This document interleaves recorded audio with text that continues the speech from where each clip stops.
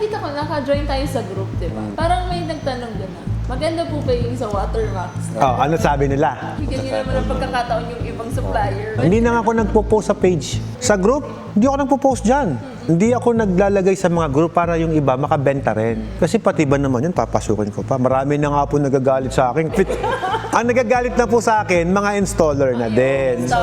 Pero hindi yung mga customer. Pambira, kapitbahay mo na nga, gumagawa ng machine, taga-Pangasinan pa yung binilhan mo. Makikita mo may pangit na feedback. Tignan mo yung profile na nag-feedback, installer.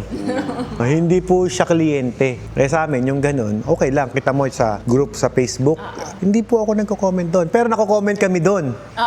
Sa grupo na yon, may stress ka lang. Kaya nga ang tanong ko sa mga client ko, nung nag-join ka dyan sa group, may natutunan ka ba? Meron naman kahit paano. Pero parang nakaka-stress, no? Oo, negative ano sila. Dahil nakaka-stress yung grupo, would you want to be on the person na nakaka-stress? Would you want to be on the something na nakaka-stress? Siyempre, kung nakaka-stress pala, layasan mo yun. Huwag ka na dumagdag. Ngayon dito, pagpasok nyo rito, na-stress po ba kayo?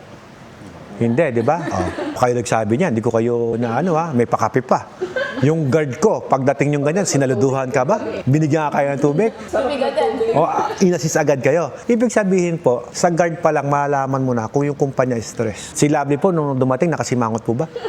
Pero lovely naman po talaga siya. Ang daming customer niyan. Pang-pito na kayo ngayon, di ba? Pakita ko sa inyo video, ito, re-reviewin ko.